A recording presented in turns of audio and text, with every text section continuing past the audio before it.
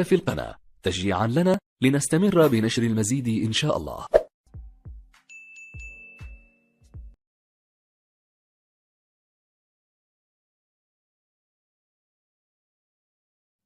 السلام عليكم ورحمة الله وبركاته. هنعمل النهاردة مع بعض كباب الحلة بطريقة سهلة جدا وبسيطة، بس طعمه جميل جدا.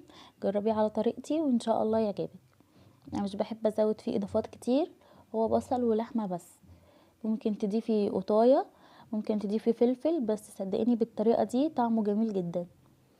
هنبدأ اول حاجة بالمكونات.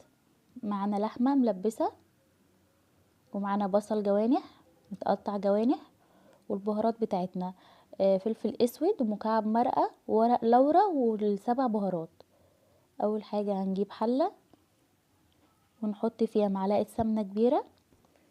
اول ما تسيح هننزل بقطع اللحمة. طبعا اللحمة هتغير لونها، هنقلبها اول ما تغير لونها.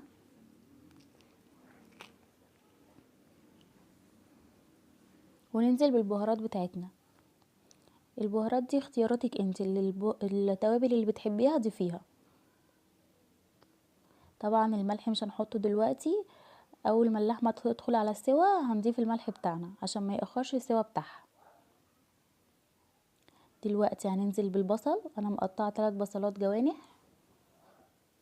وصدقيني البصل كل ما بيكتر كل ما بيبقى احلى، طعمه بيبقى جميل جدا.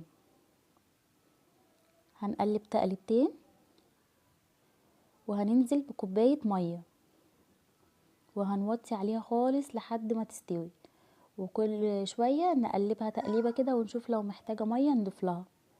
انا دلوقتي نزلت بكوبايه ميه، وكمان هنحط نص معلقه سكر ما ننساهاش، بتسرع في السوا،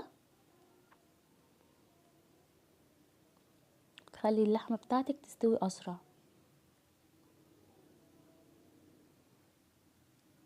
دلوقتي هي بتغلي معانا، كل شويه نديها تقليبه عشان لو محتاجه ميه نزود لها.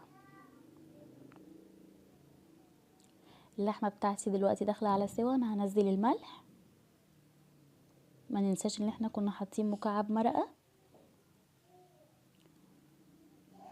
وهنسيبها تغلي غلوتين عشان الملح تشرب الملح بتاعها وبس. وقدميها وبألف هنا وشفا. وطريقتي سهله فيها، بس بصراحه الطعم جميل جدا والريحه كمان تحفه.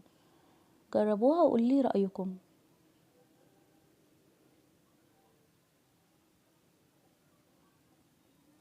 انا دلوقتي هغرفها وهوريها لكم.